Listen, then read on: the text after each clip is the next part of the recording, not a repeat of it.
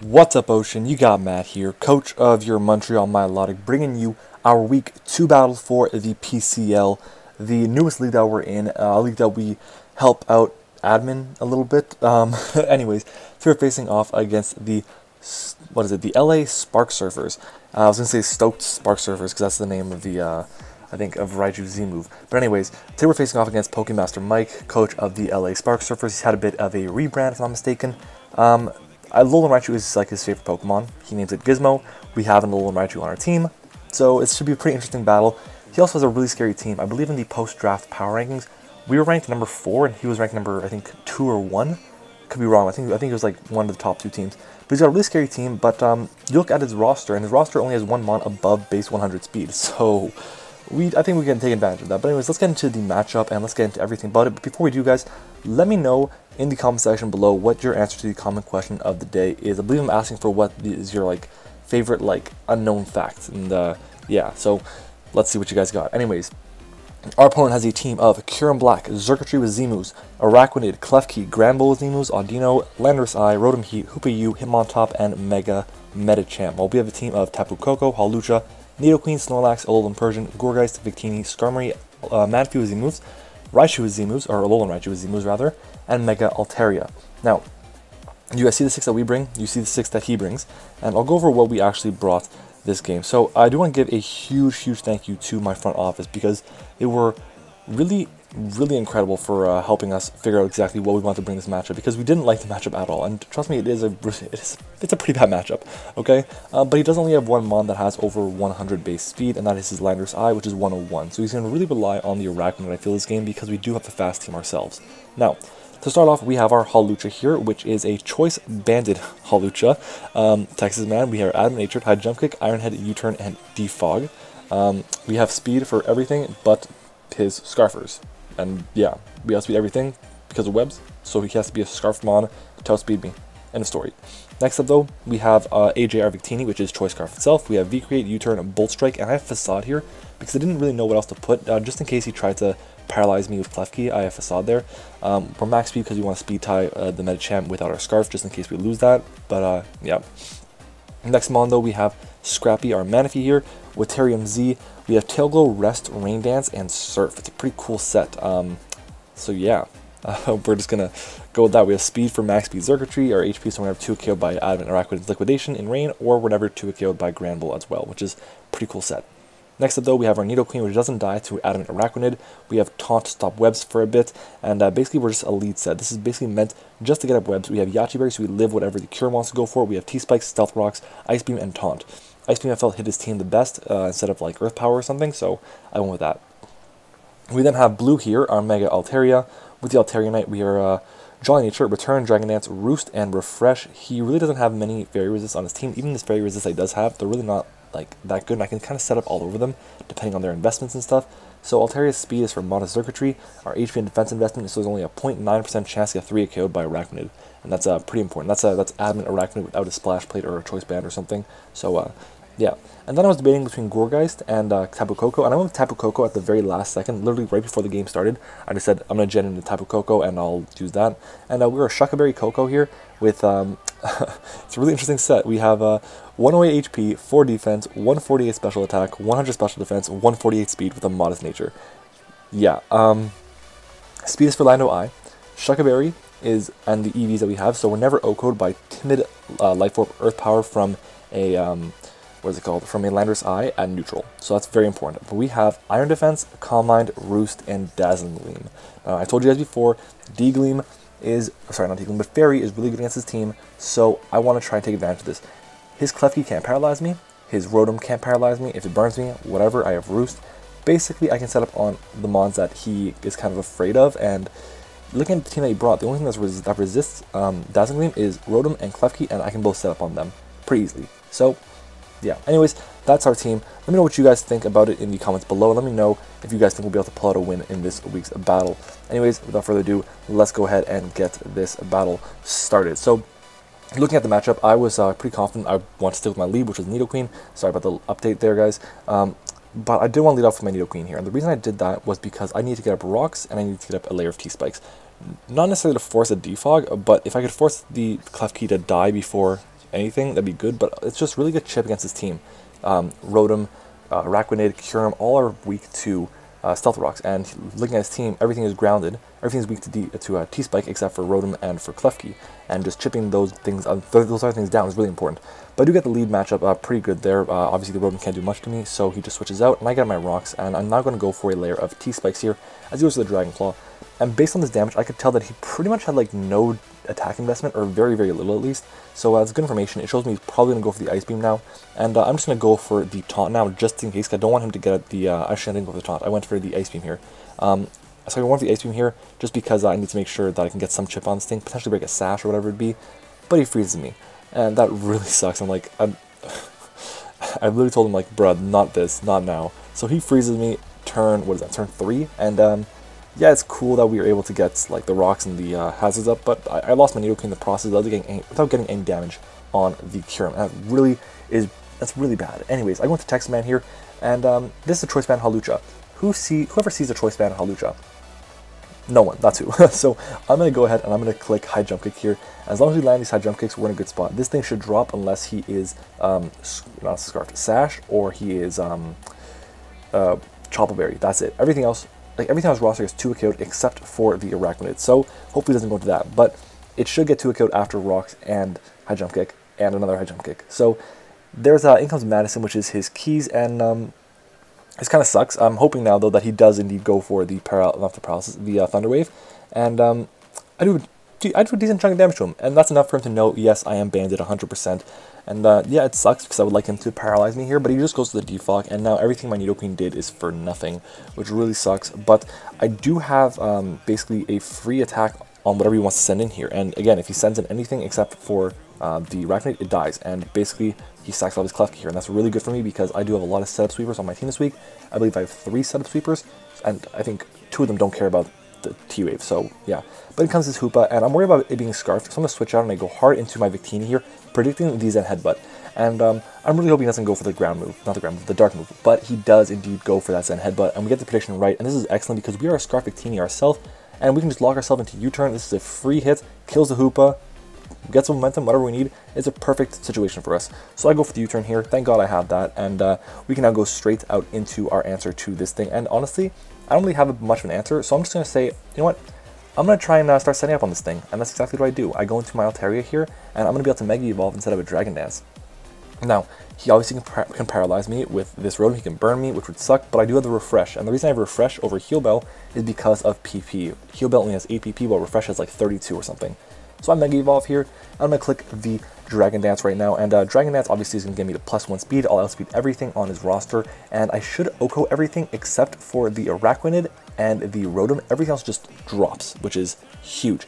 But he goes for the Thunder Wave here, and now I'm pretty confident he's going to go for the Volt Switch. So my play right now is to Refresh, and if I can Refresh on his Volt Switch as he outspeeds me, goes into a threat, and I can then just like obliterate that thing, as long as I break through paralysis, I'm in a great spot. And he does Volt Switch here, which is perfect. We are still in that spot that we want to be in. All we have to do is get like 75% chance to break out. All we need right now, and then we can get rid of paralysis. So let's see if we get it. Terravolt comes out, and do we get the Refresh off? Yes, we do. Goodbye paralysis, and that's a huge play for us because in comes his Kyurem, which would have OHKO'd me with Ice Beam, but now I can OHKO him back with Return. Unless he's Roselli Berry, which he's not, or Sashed, which he's not, he drops. So goodbye Kyurem. We're in a great spot to start off this game, and like it's the mid game right now, and we can basically just sweep right now. It just depends. But in comes Xurkitree. Now, I can take whatever this thing wants to go for. If he goes for Z Hypnosis though, which I assume he would be going for Z Hypnosis, then I have to just attack and just KO it. If well, obviously if he was just like attacking me with like a Dazzling Gleam or an HP Ice, I would have outspeeded it, and I could just gone for the Dragon Dance again, but I can't risk him being Z Hypnosis. So because of that, I'm just going to go for the Earthquake, or the Return again. And Return should OHKO this thing again. I do have a decent amount of attack, and yeah, down goes the Xurkitree. So thankfully, Altaria picks up 2 KOs here, but now he's going to be able to send in his Exodia. And this thing, I am pretty sure it's Scarfed, but I can't switch out. I only have speed for a modest Xurkitree, so if he is a Jolly Hoopa, he will guarantee outspeed me. Even if he is I think, a Admin Hoopa, he'll outspeed me as well. So, no, if he's Admin, he won't outspeed me. No, yes, he has to be a Jolly Hoopa to outspeed me. But he does have to land an Ice Punch. not Ice Punch, a Gunk Shot. Ice Punch I don't think will kill me because of my defense investments, so Gunk Shot is like 80% accurate. He has to land that, and even then, if he's locked into Gunk Shot, I'm just in a good spot after. So I go for the return here, and he does go for the Gunk Shot, and he does end up landing, which is really unfortunate. It basically stops Altaria from sweeping as there's a snow truck going by outside my house. I apologize. But down goes Altaria, which really sucks, but it did its job. It broke through the Curum and it broke through the Xurkitree. So all he's got left is a few things. He's got left his Rotom, he's got left his Arachnid, and his Hoopa. All those, I can set up on them. I can set up on multiple of them. Not too many, but I can set up on 2 of them with my Coco. So I'm going to go into my AJ here, my Victini, and I'm going to click U-turn because every time this thing comes in, I can go into this and click U-turn and claim kill or get momentum. And he goes into Easy Bake here, which is his Rotom. Now, as I'm just gonna let this truck go by, I'll just pause and I'll wait for it to go by because it just has to happen right now during the video. Anyways, I U-turn out, in comes the Easy Bake, of course, and I can now go into my Coco. Now, the reason I go into Coco instead of Manaphy is because I feel like it was the time to set up with this thing, and I kind of want to show it off a little bit. So in comes Coco, gets the terrain up, and I can go ahead and click a free, I believe I click Iron Defense here first. The reason I click Iron Defense is because if I get 2 up, then the Hoopa cannot KO me with the Gunk Shot. I believe it doesn't even do half, so I can just roost off the damage. So I go for the Iron Defense here, and at this point we shouldn't die to a single Gunk Shot, but the next one we won't be 2 a kill, which is excellent. So he's gonna go for the Pain Split here, and that's pretty good. I guess he was expecting the Nature's Madness maybe, but we do lose some HP. It's not a big deal, and I can go for a second Iron Defense, and now I'm out of range for the Coco, not for the Coco, for the Hoopa's Gunk Shot, which is excellent. And we're gonna see right here, he is actually just gonna go for the Will-O-Wisp, and this is perfect because hey, he still doesn't know I have Calm Mind, and if I have Calm Mind, Roost, D-Gleam, and Iron Defense, I win the game. Which, by the way, that's exactly what I have. So unless he crits me, we're going to be in a good spot. So I can just click Calm Mind here. I get to +1 special attack, +1 special defense, and I'm at +4 defense on top of this too. So this is a very, very bulky and very, very strong Coco right now. And I'm loving it. I think, oh my god, so many trucks. Anyways, Volt Switch comes out. I am so sorry. Okay, this is not the type of quality I want to have on my content, but right now, like, this is just what it is. I apologize. Anyways, in comes the Hoopa now, I believe, right? Or the Arachnid. No, the Arachnid comes in.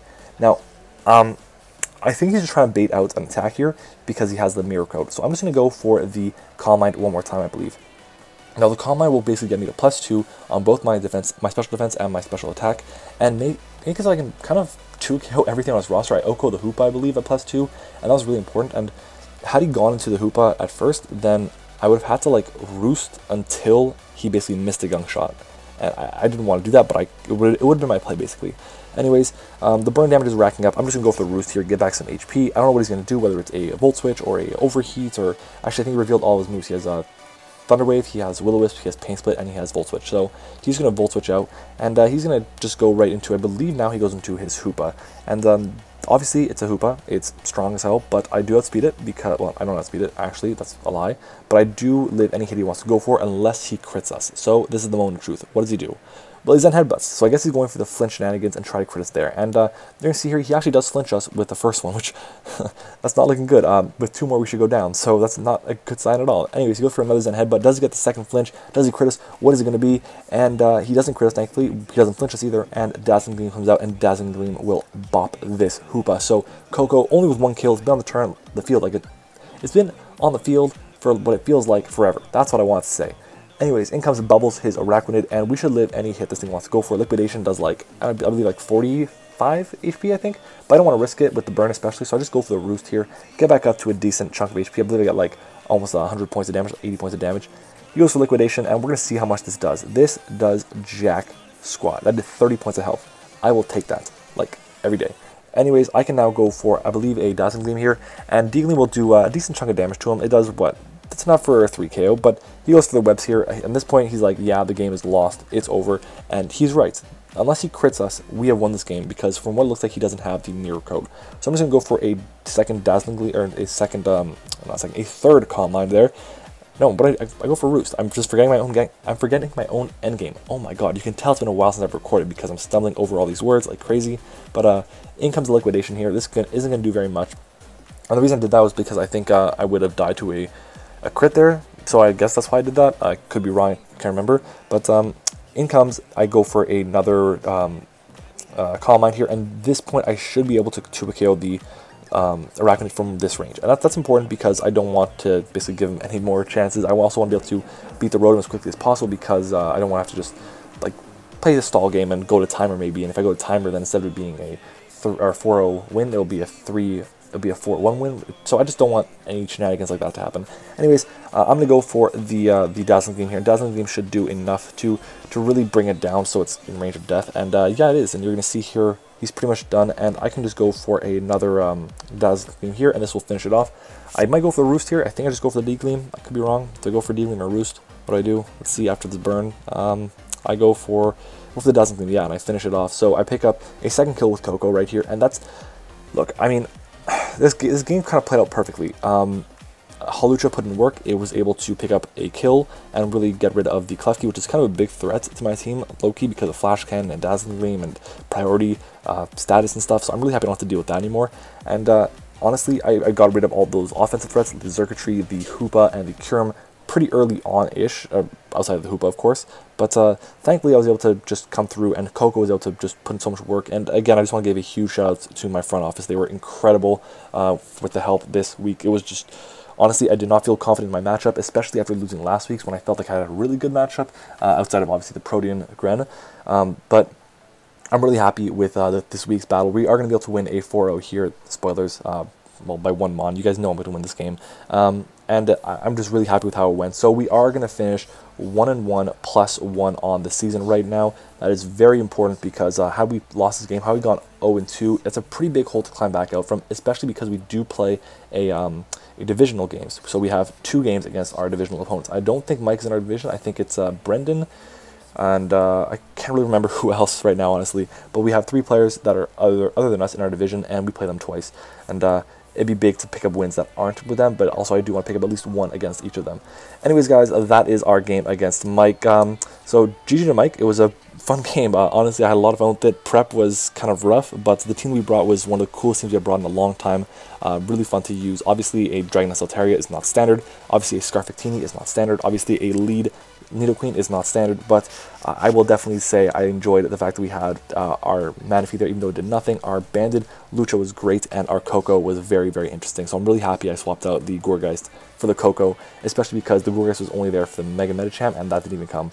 Anyways, guys, that's it for me. If you guys enjoyed this video, make sure to hit the like button, and of course, subscribe to the channel if you are new. Let's see if we can get to 550 subscribers before the next PCL video goes up, which would be next Saturday. Anyways, guys, thank you for watching. I hope you enjoyed it, and I will see you guys all next time.